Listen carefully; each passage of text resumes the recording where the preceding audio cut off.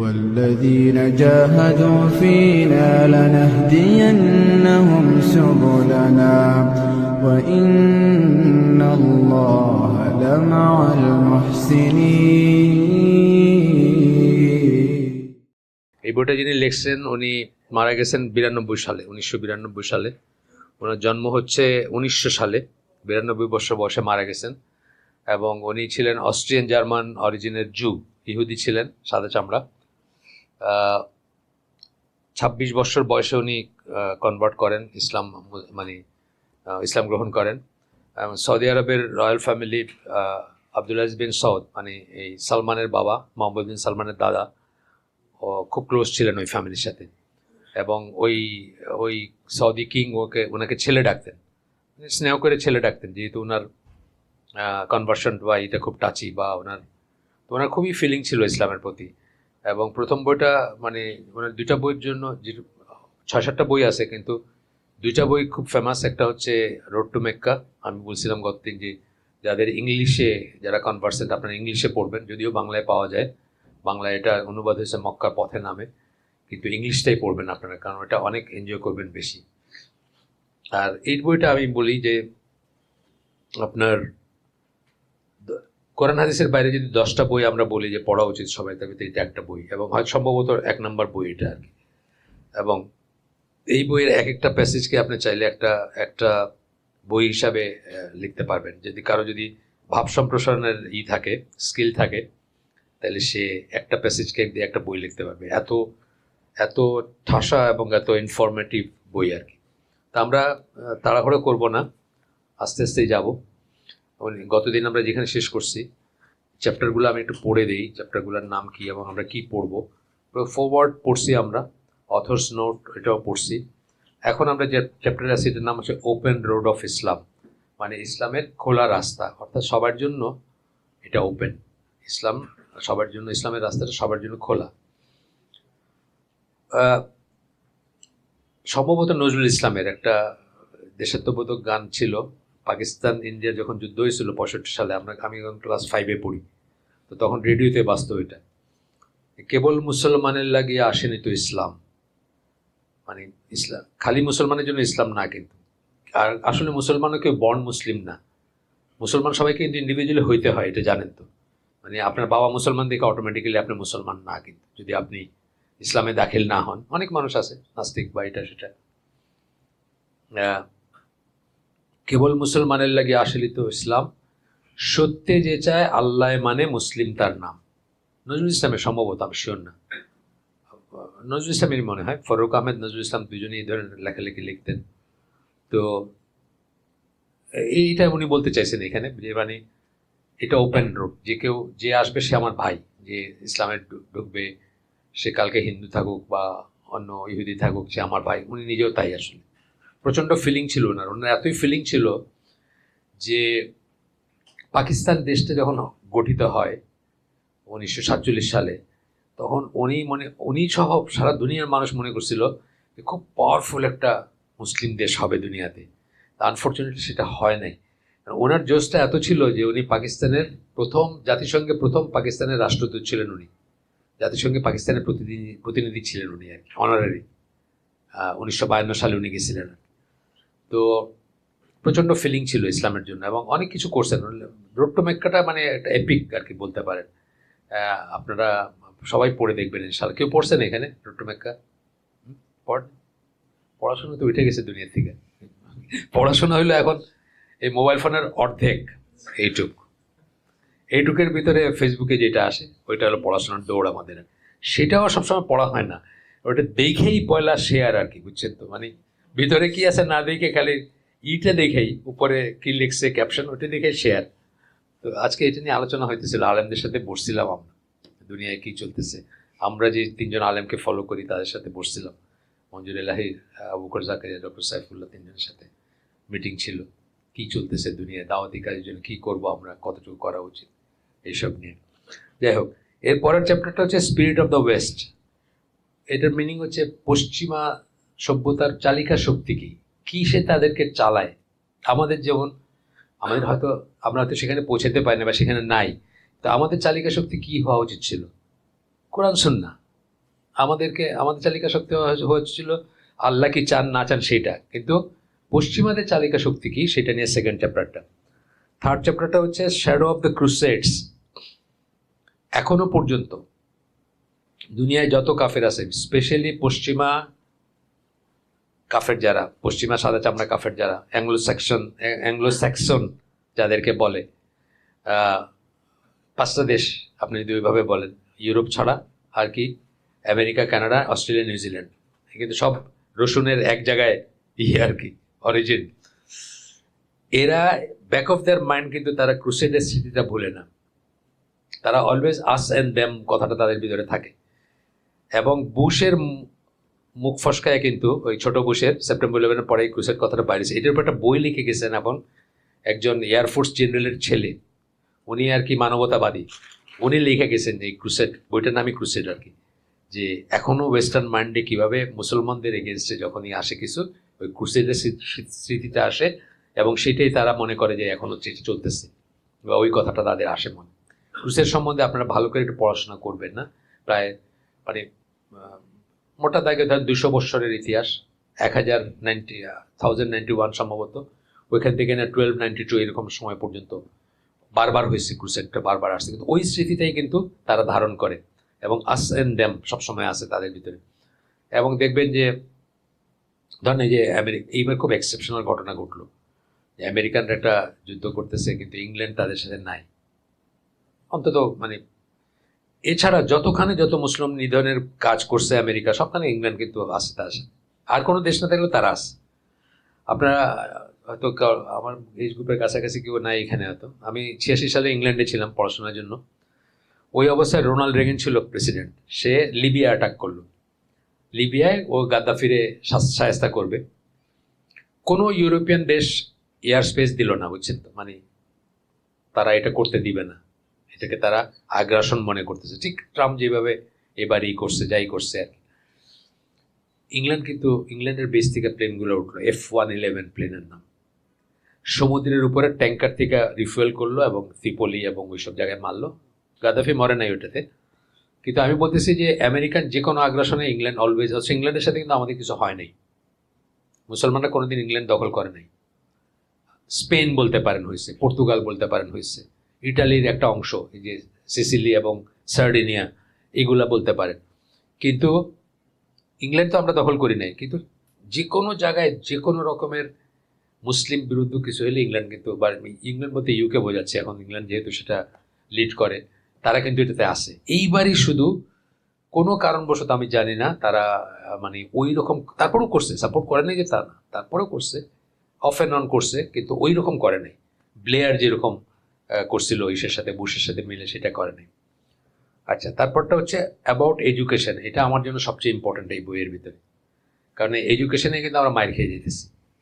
আমাদের মুসলিম শরীরে কাফেরের মগজ থাকে, আমাদের মগজটা কাফেরের, শরীরটা হলো মুসলমানের। তো মগজটা দিয়ে তো মানুষ চলে, মানুষের ধ্যান ধারণা সব তো এখানেই চলে। মগজ ঢেকে ফেললেন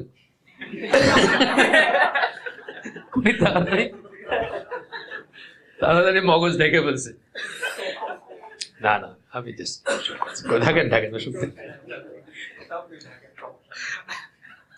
তো মুসলিম শরীরে কাফেরের এটা জিয়াউদ্দিন সর্দার বলে একজন আছেন, নাম শুনছেন আপনারা হয়তো, ব্রিটিশ মুসলিম, পাকিস্তানি অরিজিনে কিন্তু ইংল্যান্ডের। তো ওনার একটা বই আছে, post modernism and the others, পড়তে পারেন যারা পড়ার অভ্যাস আছে, খুব সুন্দর বই। তো ওইখানে উনি বলছেন যে লাস্ট ফ্রন্টিয়ার বা last domain to be colonised হচ্ছে মানুষের ব্রেইন বা ইমাজিনেশন। ওইটা কলোনাইজড হয় কী দিয়ে? এই সাহিত্য দিয়ে, বুঝছেন তো। আমরা উপন্যাস পড়ি, গল্পের বই পড়ি, সিনেমা দেখি, ওই ইমাজিনেশনটাও কাফের মতো হয়ে যায় আর কি। আমাদের দেশে আমরা কী পড়ে বড় হয়েছি, আপনারাও তাই বোধ হয় কাছাকাছি, শরৎচন্দ্র, হ্যাঁ শরৎচন্দ্র, বা আপনারা না, আমাদের জেনারেশন বলতেছি, শরৎচন্দ্র, আপনারা হলো ফেলুদা, আপনারা হলো ফেলুদা জেনারেশন, হুমায়ুন আহমেদ। আচ্ছা, ফেলুদা জেনারেশন। ওই আর একটা কি আছে ফেলুদার, আর কি আছে বলেন, প্রফেসর শঙ্কু, হ্যাঁ, নন্টে ফন্টে আছে না। আমাদের ছিল ঠাকুর মার্জুলি, দিদি মার্জুলি, এগুলোতে কি আছে? এগুলো সব হিন্দু হিন্দু সংস্কৃতি আছে। আপনার কল্পনা, হ্যাঁ ওইগুলো সব আছে। আপনার কল্পনা কলোনাইজড অলরেডি, তা আপনিও কলোনাইজড আর কি। এই জন্য দেখেন একজন, এগুলো গল্প হইতেছে, আমরা কিন্তু গল্প করতেছি, কিন্তু গল্পের মাধ্যমে আমরা ইনশাল্লাহ শিখব। একজন মানে বিদেশি মহিলা লিখছে পাকিস্তান এবং ইন্ডিয়া সম্বন্ধে, যে প্রচণ্ড শত্রুতা নিজেদের একে অপরের সাথে, মানে মনে হয় যে মানে পারলে চাটনি বানায় ফেলে আর কি, এরকম। ওই ওয়াগা বলে একটা সেক্টর আছে, শুনছেন নাম? ওয়াগা, পাকিস্তানে। ওখানে কিন্তু রোজ ওই ফ্ল্যাগ যখন উঠায় দুই পাশের থেকে প্যারেড করে, মানে মনে হবে যে কটপট করে খায় ফেলতেছে একদল আর একদলের, বুঝছেন তো? মানে ওদের বর্ডার গার্ড মার্কা দুই পাশে আছে, বিএসএফ এবং ওই সাইডেই।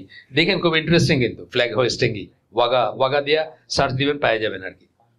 হ্যাঁ, কিন্তু রাতের বেলা বলতেছে সব সীমান্ত মুছে যায়, সব একাকার, সবাই একই সিনেমা দেখতেছে, ওই ইন্ডিয়ান নাচ গান, আইটেম শো, আইটেম কি বলে, আইটেম সং, এইগুলা দেখতেছে সব। তিনি কেমনি যুদ্ধ করবে ওদের সাথে?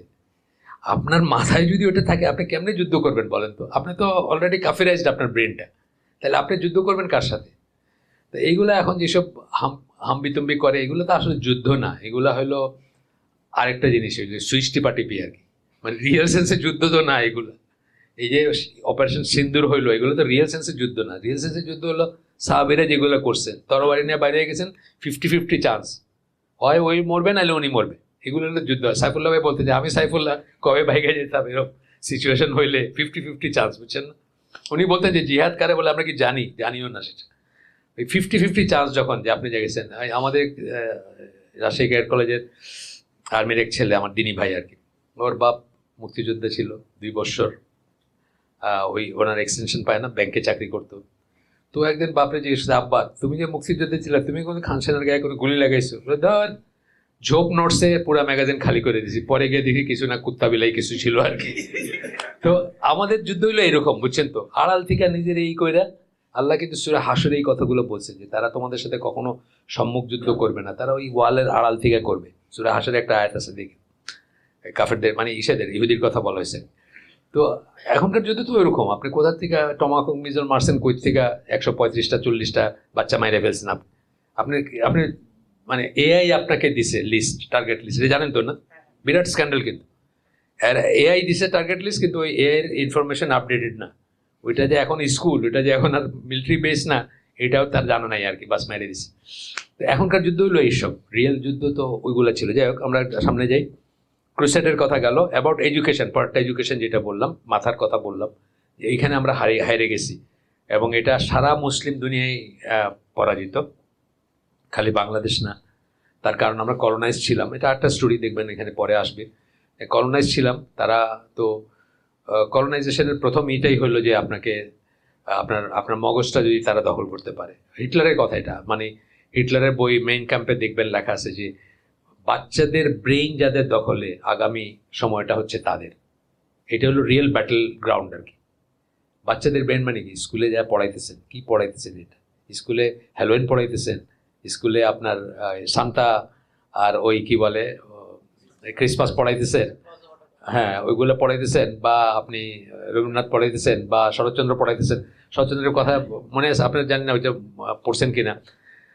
বাঙালি এবং মুসলমানদের ভিতর খেলা হইতেছিল, বুঝছেন তো?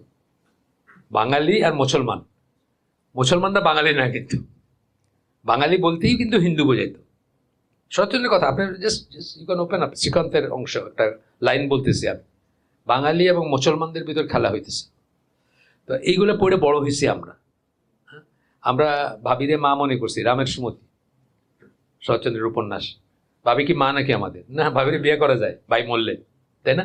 ভাই ডিভোর্স করলে বিয়ে করা যায়, মুসলিম হিসেবে, কিন্তু ভাবি মা না। তো এইগুলো পড়ে বড় হয়েছে। আমাদের ব্রেনটা হলো কাফিরাইজ ব্রেন আর কি, মানে মুসলিম শরীরে কাফেরের ব্রেন নিয়ে আমরা ঘুরতেছি, অ্যাভারেজ বলতেছি, অন অ্যান অ্যাভারেজ। এই জন্যে আমরা এখন ওই কি নাম এটার, কালকে না পরশু পার্লামেন্টে বলছে যে ওই সব গান বাজনা বন্ধ হয়ে গেছে, ওই শিল্পকলা একাডেমির ওই দিক দিয়ে করছে সব বন্ধ, লালনের গান বন্ধ, এটা বন্ধ, ওইটা বন্ধ, হ্যাঁ এইসব কথা বলছে।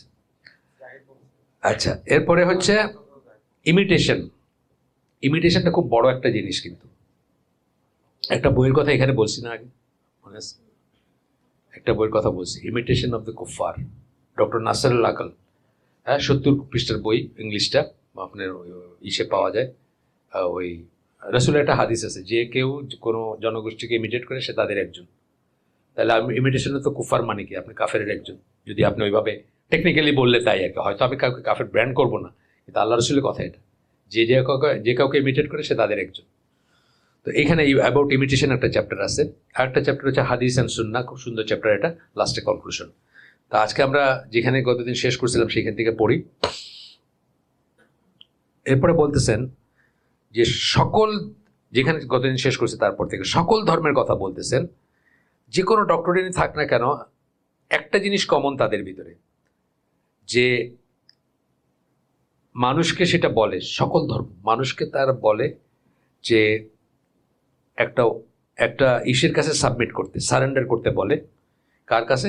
একজন গড হ্যাড, ডাইটি যাই বলেন, গড বলেন, ঈশ্বর বলেন, ডাইটি বলেন, তার কাছে সারেন্ডার করতে বলে।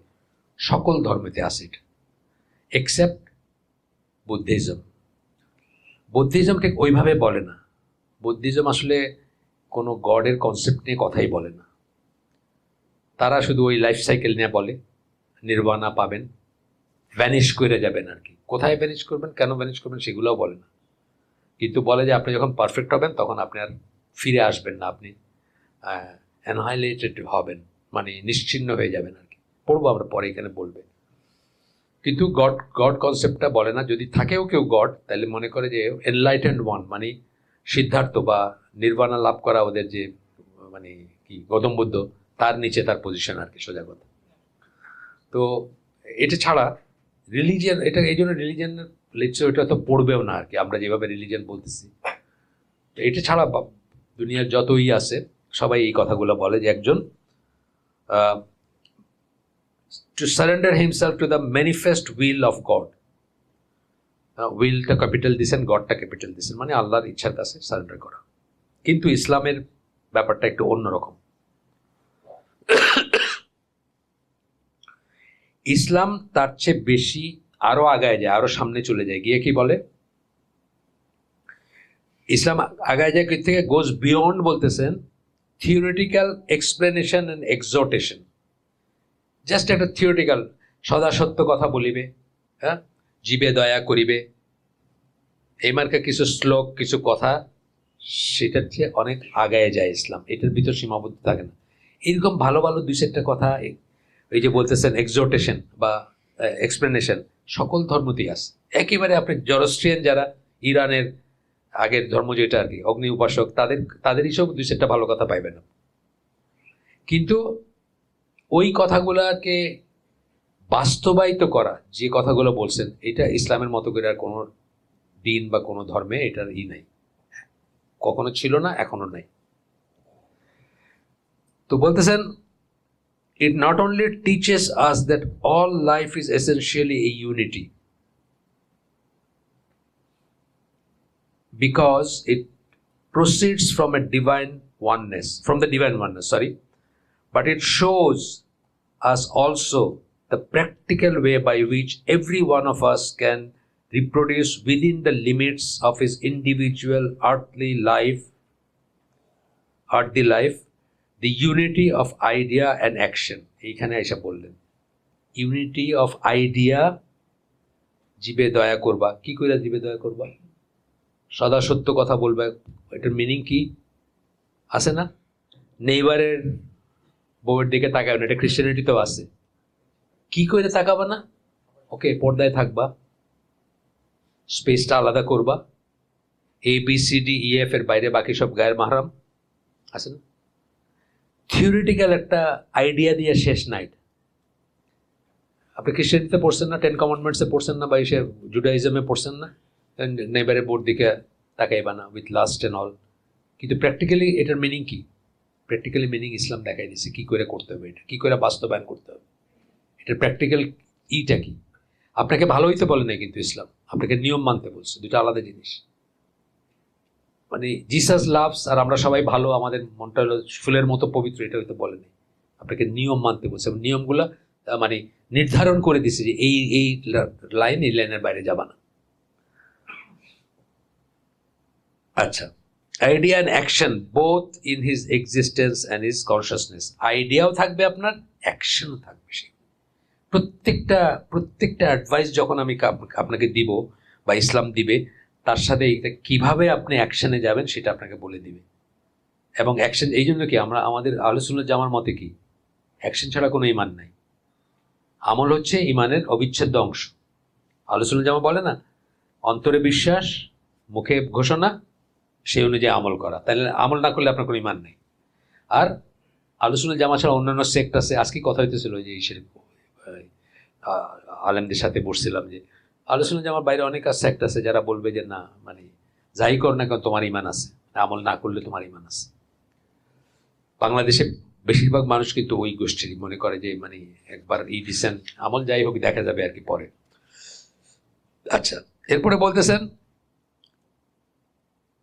এই যে ব্যাপারটা যে আপনি আইডিয়া এবং অ্যাকশন দিয়ে এই করবেন, এই সুপ্রিম গোলটা মানুষের জীবনের, এটা অ্যাচিভ করার জন্য not compel to renowned the world, আপনাকে দুনিয়া ছাড়তে বলেননি আল্লাহ। খুব বড় একটা জিনিস কিন্তু।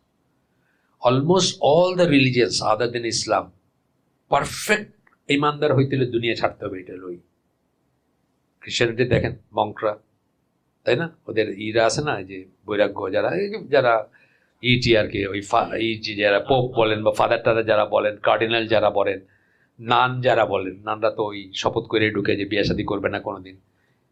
আপনি বুদ্ধিজমে দেখেন, একদম আমি নিজে দেখছি, নিজের হাতে সে পুরুষাঙ্গ কেটে ফেলতেছে, দুনিয়ার সাথে তার কোনো সম্পর্ক নেই।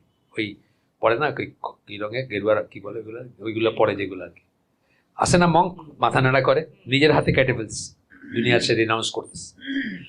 আপনার হিন্দুইজমে আছে সন্ন্যাসী সাধু, মানে আলটিমেটলি কতদিন থাকতেছে সেটা অন্য কথা, কিন্তু ইসলামের হ্যাঁ, সেটা তো আপনার বিশ্বামিত্রের কথা তো জানেনি, গল্প জানেন না, বিশ্বামিত্র শকুন্তলার বাপ, মানে ওই কি বলে উর্বশী, ওই কি বলে ওরা, হ্যাঁ মেনকা, ওই যে স্বর্গের আর কি, অপ্সরী, যাই হোক, তারে দেখা তার সমস্ত ধ্যান, মানে ওই দেবতারা আর কি, মানে মনে করছিল বোধহয় তাদের চেয়ে উপরে উঠে যাবে, এমনই ধ্যান করছে সে। তারে ওই মহিলা পাঠাই দিছে, একবার খালি 4 চোখে মিলন হয়েছে, বাস সব জাদুগিরি শেষ হয়ে গেছে। গপ্পটা এরকম ঠিকই আছে, উনি মানুষ তো। আপনি যদি আমাকে বলেন তাহলে এটাই স্বাভাবিক, এটা ইসলাম অ্যাকনোলেজ করে যে আপনি মানুষ, আপনাকে রিনাউন্স করতে বলে না দুনিয়া।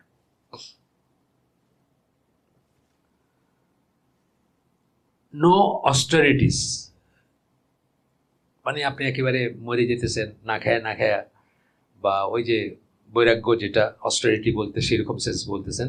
আর required to open a secret door of spiritual পিউরিফিকেশনের জন্য নিজেদের কষ্ট দিতে হবে, সেটা কিন্তু ইসলাম বলে না। দিনের পর দিন না খায় থাকবেন সেটা বলে না, উল্টা ওই রোজা রাখতে চাইছেন, সাহাবীরা বলছেন যে রোজ রাখো না, পরে পস্তাবা, আর যদি রাখতে হয় তাহলে দাউদের রোজা রাখো, একদিন রাখো একদিন ভাঙো, দাউদ আলাইহিস সালামে। ওই সাহাবী কিন্তু বয়সকালে কষ্ট করছেন, যার এই ঘটনাটা যার কথা বলতেছি।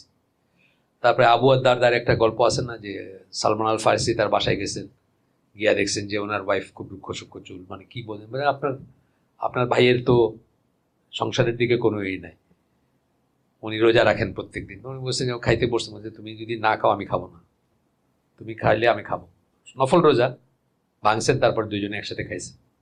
এটা হলো ইসলামের মানে এইটা হচ্ছে নোশনটা হচ্ছে এটা, বা এইটা তো বলতেছেন যে এই আপনার secret door of spiritual purification, মানে আত্মিক শুদ্ধির জন্য নিজেকে কষ্ট দিতে হবে, ডিপ্রাইভ করতে হবে। ন্যাচারাল যেগুলো বেসিক ইনস্টিংক্ট যেগুলো দিচ্ছেন সেগুলোর লাইন আছে, লাইনটা ক্রস করতে পারবেন না, ওকে, বাট এগুলো তো বেসিক ইনস্টিংক্ট, খাইতে হবে আমার, অন্ন বস্ত্র বাসস্থান তৃষ্ণা ক্ষুধা কাম প্রত্যেকটাই হচ্ছে বেসিক ইনস্টিংক্ট মানুষের।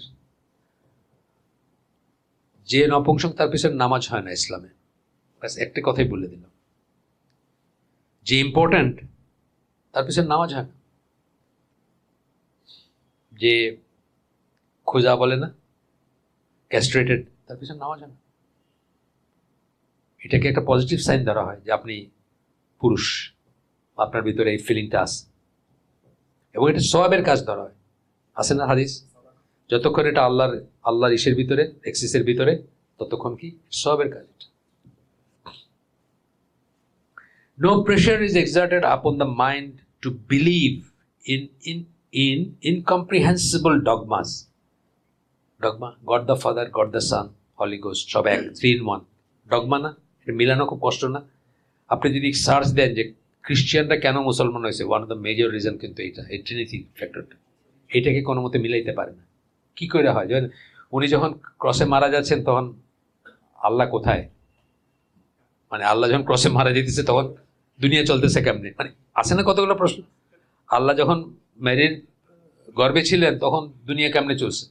মানে আমি বলতেছি যে এগুলো মিলানো তো খুব মুশকিল। ডগমা বলতেছেন এই জন্য আপনাকে জোর করে, মানে এটা এইরকমই, এটাই মানতে হবে, এটা এরকম কিছু নাই। In order that salvation be secured, salvation মানে আপনি নাজাত পাবেন। ঈসা আলাইহিস সালাম ক্রুশে বিদ্ধ হয়ে মারা গেছেন, আমাদের সবাই সব গুনাহ প্রায়শ্চিত্ত করে চলে গেছেন। সালভেশনের কথা না এগুলো, যে আপনি নাজাত পাবেন, আপনি আপনার সব গুনাহই উনি নিয়ে গেছেন। জিসাস লাভস, আপনি যদি খালি জিসাসকে ভালোবাসেন তাইলে কিন্তু আপনার আর কোনো কিছুর দরকার নেই। এইগুলো আর কি ডগমা। আচ্ছা, এরপরে বলতেছেন যে এই ধরনের ডিমান্ড ইসলামে ফরেন, এই ধরনের কোনো ডিমান্ড ইসলামের নাই। ইসলাম আপনাকে এই ধরনের কোনো অযৌক্তিক, মাথায় আসে না বা আল্লাহর সুন্নাহর বাইরে কিছু আপনাকে করতে বলে না, ইউজুয়ালি বলে না। আর এর মানে এটা আমি বলতেছি না যে আল্লাহর সমস্ত রহস্য আপনি বুঝে ফেলবেন, তা না। কিন্তু প্রাইমারিলি ইনি মোহাম্মদ আসাদ এই বইতেও বলবেন, অন্য বইতেও বলছেন যে প্রাইমারিলি ইসলাম কিন্তু আল্লাহ কিন্তু রিজনিং দিয়ে আপনাকে আল্লাহর দিকে ডাকেন। তারা কি আকাশসমূহ এবং পৃথিবীর সৃষ্টির প্রক্রিয়ার দিকে তাকায় দেখে না? রাত এবং দিনের অল্টারেশনের ভিতর দেখে না? এগুলো আমরা প্রথম দিকে পড়ছি, ওই যে আল্লাহ কি সত্যি আছেন যখন পড়লাম আমরা। তারপরে তারা কি কোরআনের দিকে তাকায় দেখে না? যদি সেটা আল্লাহ ছাড়া কারো কাছ থেকে হইতো তাহলে তারা এর ভিতরে ডিসক্রিপেন্সি পাইতো। এগুলো আপনার প্রতি ওপেন চ্যালেঞ্জ। আপনি বসেন নিয়ে কোরআনের ভুল ধরবেন। বহু মানুষ কিন্তু মুসলমান হয়ে গেছে কোরআনে ভুল ধরতে গিয়ে। এই যে জোরম বলে একজন, বলি না, একটু ডাচ লোক, একটা পার্টির ছিল, মাথাটা ন্যাড়া করা, খুবই হাসি খুশি মানুষ। সে তো ওই কোরআন নিয়ে বসছিল যে কীভাবে ইসলামরে করবে আর কি, সেখান থেকে সে মুসলমান হয়েছে। এরকম বহু মানুষ আছে। তো যাই হোক, তো বলতেছেন যে এইরকম কোনো ব্যাপার, এরকম কোনো ডিমান্ড নাই ইসলামে যে আপনার যুক্তিতে, মানে বেসিক যুক্তিতেই অসম্ভব মনে হয়, বা আপনি দেখতেছেন স্পষ্টত যে এইটাই সত্য, এটার এগেনস্টে গিয়ে আপনাকে বলতে হবে না এটা সত্য না ওইটা সত্য, এরকম কোনো ব্যাপার নাই। এরকম demands are utterly foreign to Islam, for it is neither a mystical doctrine nor a philosophy. ইসলাম কিন্তু একটা মিস্টিক্যাল ডক্ট্রিন না, ট্রিনিটি কিন্তু একটা ডক্ট্রিন, হ্যাঁ। আর এটা ফিলোসফিও না। ফিলোসফি মানে ইসলাম কোনো দর্শন না। দর্শন বলি না আমরা, দর্শন মানে কি, আপনি দর্শনের জন্য কোনো প্রমাণ লাগে না। আপনি চিন্তা করতে করতে মনে করলেন আচ্ছা এটা বোধহয় এরকম, আচ্ছা তাহলে আপনি পরের দিন লিখে দিলেন যে এটা মনে হয় এরকম, এটা হলো দর্শন। ইসলাম কোনো দর্শন না, ডক্টরিনও না, দর্শনও না। যাই হোক, তারপরে বলতেছেন যে ইসলাম হচ্ছে কি programme of life in accord with the laws of nature which God has decreed upon his creation. এটা হলো জীবনের একটা প্রোগ্রাম, মানে এইভাবে জীবনযাপন করবেন লজ অফ নেচার অনুযায়ী। লজ অফ নেচার কি? আপনি খাবেন, খাইলে আপনার শরীরটা সোজা থাকবে। আপনি বিয়ে করবেন, বিয়ে করলে আপনার বংশবৃদ্ধি হবে, পৃথিবীতে মানুষ টিকে থাকবে। লজ অফ নেচার আছে না কতগুলো? আমি আপনার থাপ্পড় মারলে আপনার আমার একটা থাপ্পড় মারতে ইচ্ছা করবে, আরেকটা গাল বাড়ায় দেওয়াটা ইচ্ছা করবে না। হ্যাঁ, আপনি যদি থাপ্পড় না মারেন এটা মাফ করে দিলেন, ঠিক আছে, কিন্তু এটা মাস্ট না যে আপনি থাপ্পড় না মারে গালটাকে আরেকবার বাড়ায় দেবেন যে আরেকটা থাপ্পড় মারো না, এটা ন্যাচারাল না। তো লজ অফ নেচার অনুযায়ী হইতেছে ইসলামের ব্যাপারগুলো। আচ্ছা, তারপরে বলতেছেন যে সুপ্রিম অ্যাচিভমেন্ট কি ইসলামের ভিতরে? সুপ্রিম অ্যাচিভমেন্ট কি মানে আপনি কখন মানে অ্যাচিভ করলেন বা জীবনে সাফল্য বা যাই বলেন, সেটা হলো কি complete coordination of spiritual and material aspects of human existence. অত্যন্ত বড় একটা কথা বলছেন, স্পিরিচুয়াল এবং মেটেরিয়াল কোঅর্ডিনেশন। এই জন্য ইসলামের ব্যাপারগুলো বডি অ্যান্ড সোল আমরা বলি। আপনি পৃথিবীর সবচেয়ে পায়াস মানুষ, সবচেয়ে বেশি পিওর নিয়ত আপনার, আপনি উঠা বসা করেন নামাজে, আপনার নামাজ হয় নাই, মনের নামাজ বলে কিছু নেই, বডি অ্যান্ড সোল। আবার আপনি সব কটা উঠা বসা করছেন কিন্তু আপনার নিয়ত করেন নাই নিয়ত ছিল না নামাজ পড়বেন, আপনার বিশ্বাস নাই, আপনার ফিলিং নাই, আপনার এটা নামাজ না। বডি অ্যান্ড সোল সবসময় মনে রাখবেন। এটাই বলতেছেন স্পিরিচুয়াল অ্যান্ড মেটেরিয়াল। স্পিরিচুয়াল এই যেরকম আমাদের আছে সাইড আছে, আমাদের দিনের মেটেরিয়াল সাইডও আছে, এবং মেটেরিয়ালকে ডিনাউন্স করতে বলেন নাই। হ্যাঁ, এটা সত্যি যে মেটেরিয়ালের পিছনে জীবন নষ্ট করতে বলেন নাই, না করেন সবাই। যে বললাম একটা বই পড়তেছি আমি, ওইখানে বললাম না, আর দুনিয়া prison for the believers, paradise for the আর ডিসবিলিভার্স বা আনবিলিভার্স। তো এটা ঠিক আছে, কিন্তু তাই বলে মেটেরিয়ালকে ত্যাগ করতে বলেন নাই।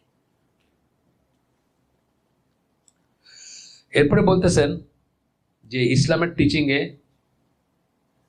এই দুইটা জিনিস, মেটেরিয়াল এবং স্পিরিচুয়ালকে যে শুধু রিকনসাইল করা হয় তা না, হ্যাঁ, এবং কোনো কনফ্লিক্ট নাই এটা না, মানে মানে বলা হয় যে কোনো কনফ্লিক্ট নাই এই দুইটার ভিতরে, বডিলি অ্যান্ড মোরাল এক্সিস্টেন্সের ভিতরে কোনো কনফ্লিক্ট নাই, but the fact of their coexistence and actual inseparability is insisted upon as the natural basis of life.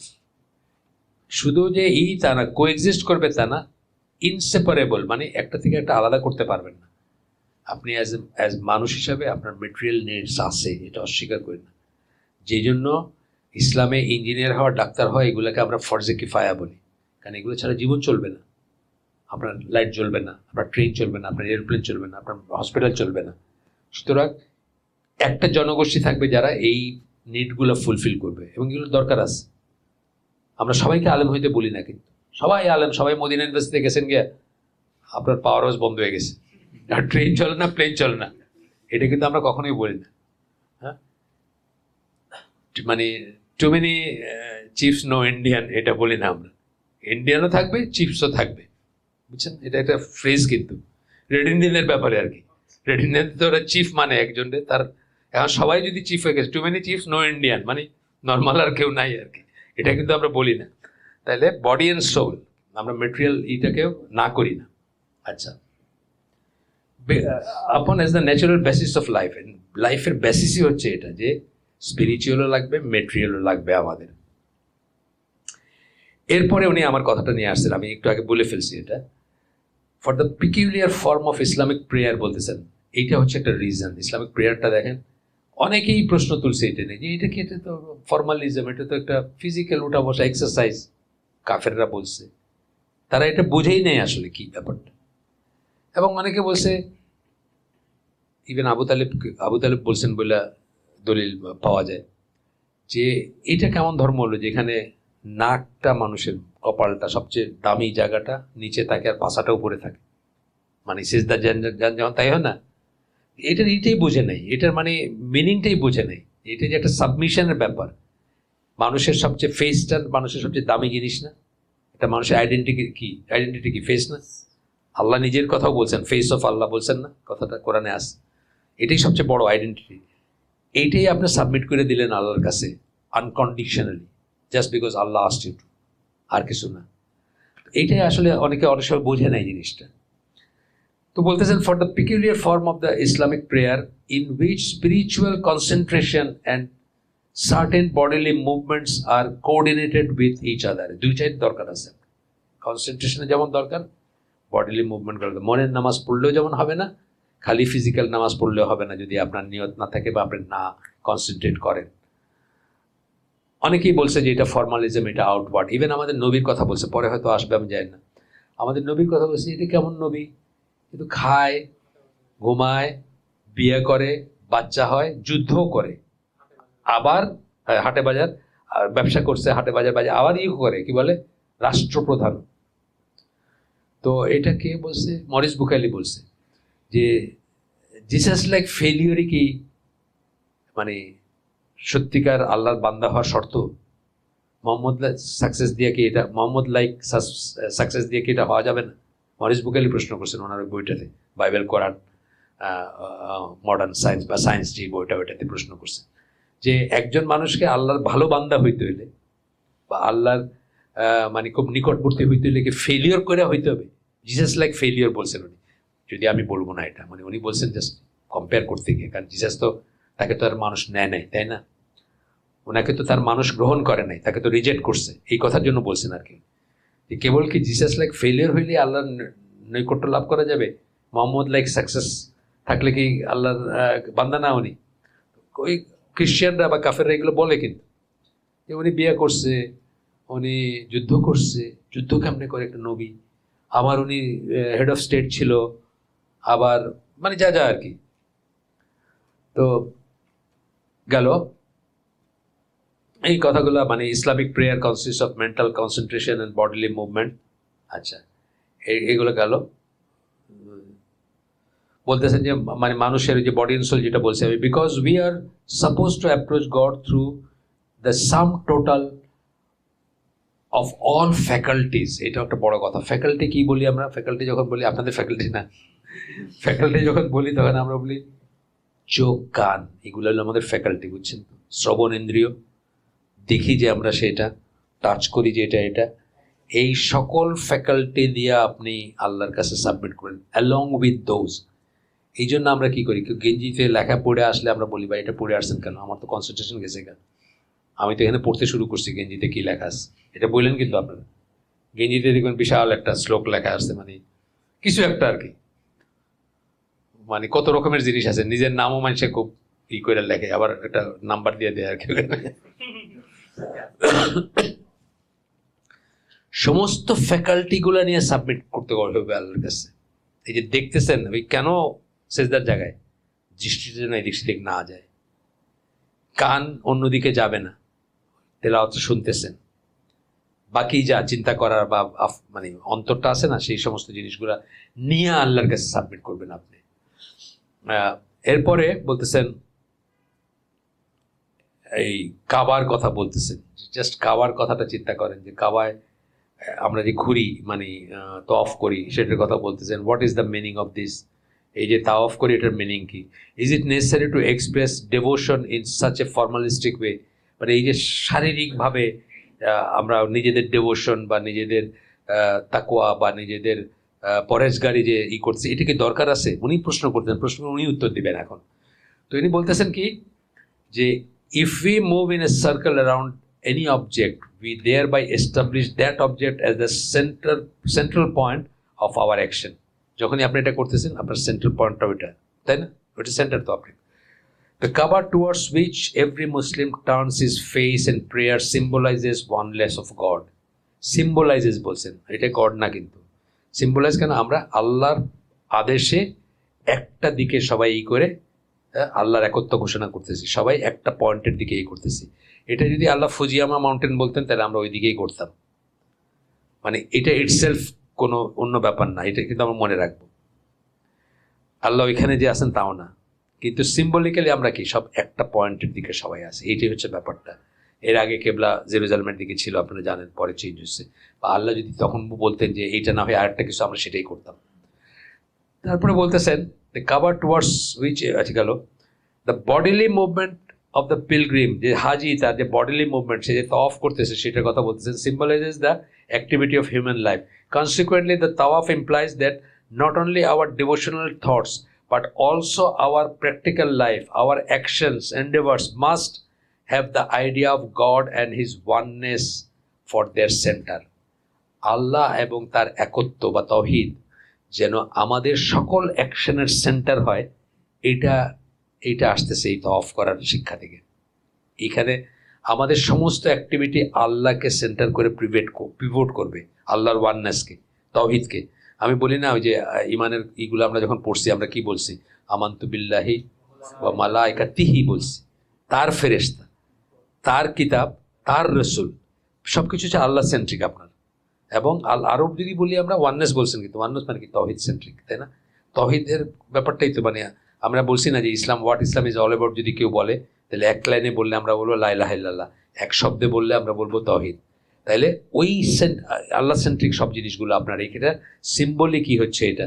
এবং ফেরেশতারাও উপরে এরকম একটা জায়গা করেন, প্রতিনিয়ত তাওয়াফ করতেছেন। এবং এটা এত বড় সার্কেলটা যে একসাথে 70,000 ফেরেশতা, 70,000 বলতে একটা নাম্বার বোঝানো হয়েছে, বিগ নাম্বার। মানে একবার যারা করবেন তাদের আর কোনোদিন সিরিয়াল আসে নাই, মানে করছেন যারা, তাদের সিরিয়াল আসে নাই, করতেই আসেন আর কি। মানে এত ফেরেশতা, এত নাম্বার ওইখানে। যাই হোক, তো এখানে গেল এটা।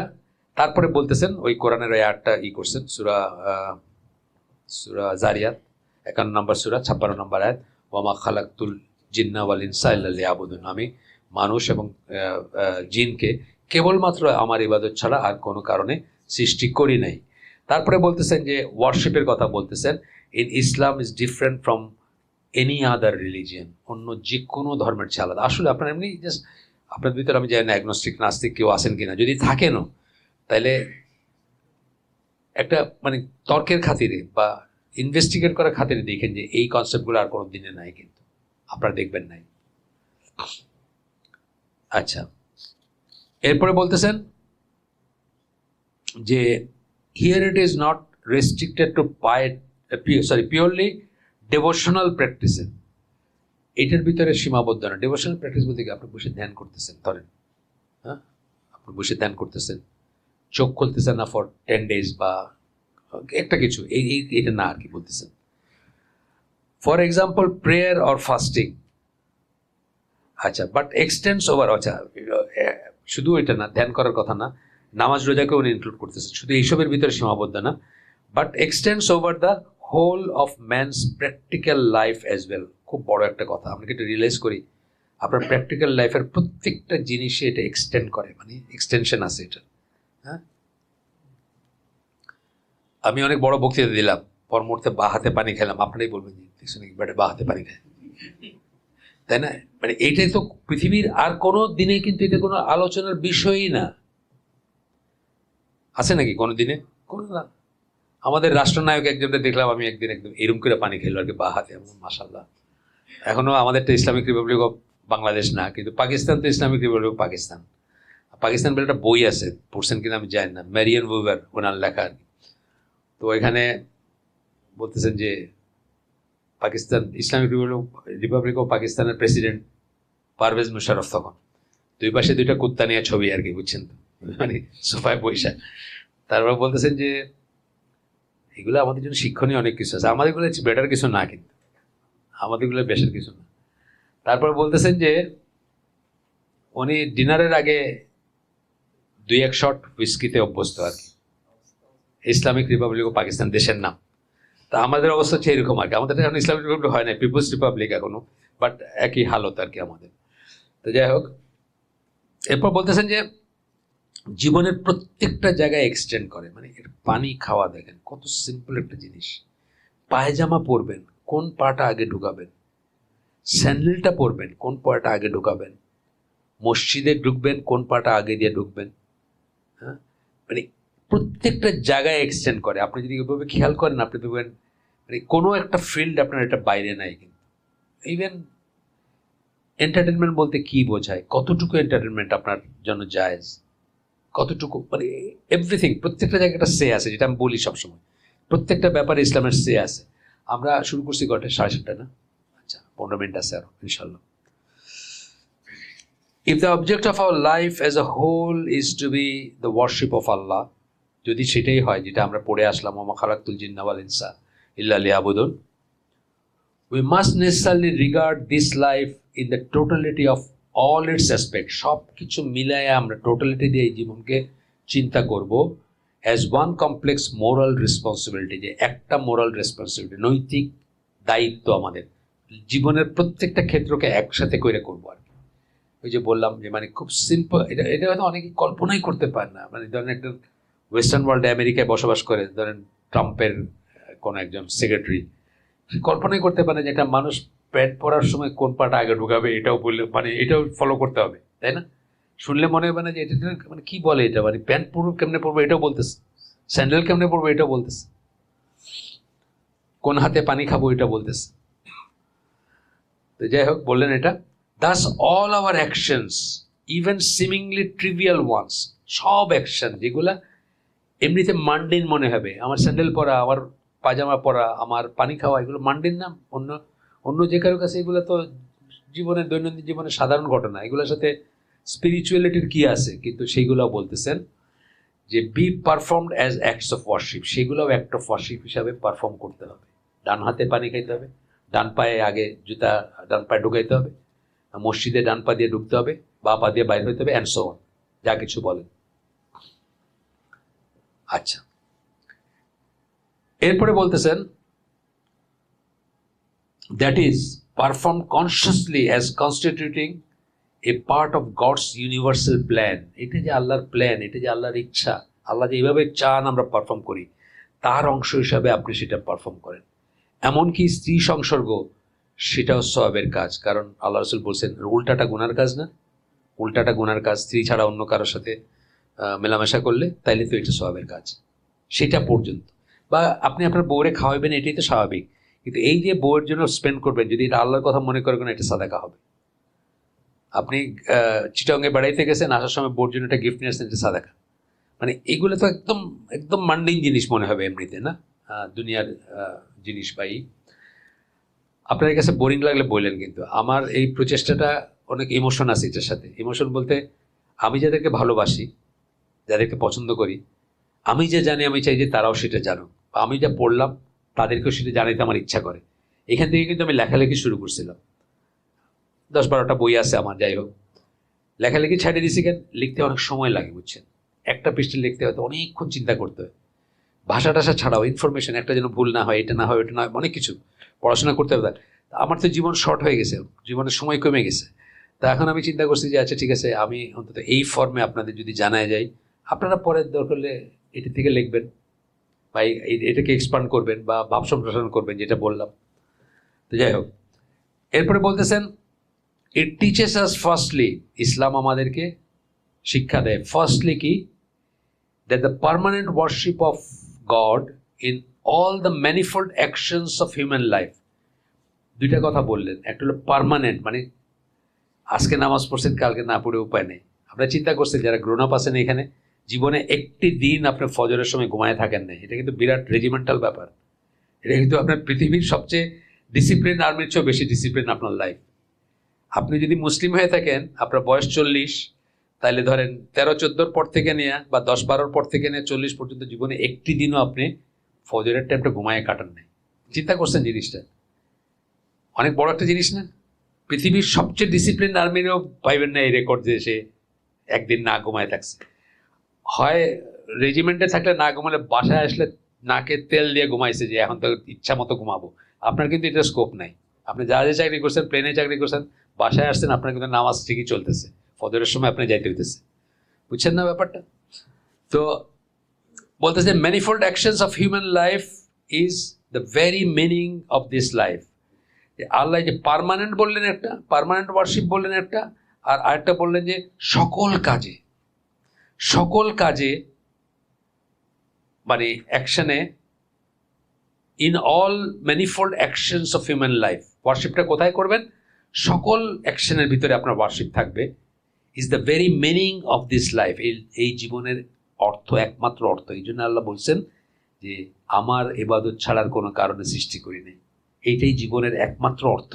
এইটা যদি না থাকে আপনার জীবন অর্থহীন। এটা না থাকলে আপনার 16 আনাই মিশা জীবনের, এই ওয়ার্শিপ অফ গড। এবং অল আসপেক্ট, অল মানে কি বলবো, ফিল্ডস যেটাকে আমরা বলি, সকল ক্ষেত্রে।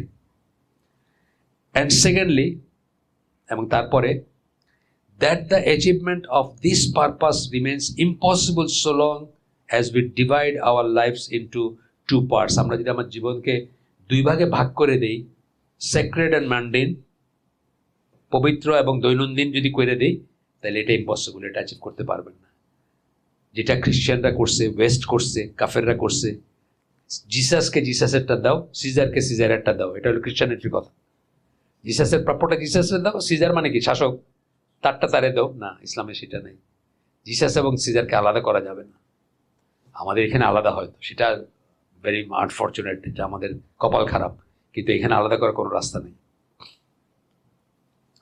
তো বলতেছেন যে so long as we divide our lives into two parts, the spiritual and the material.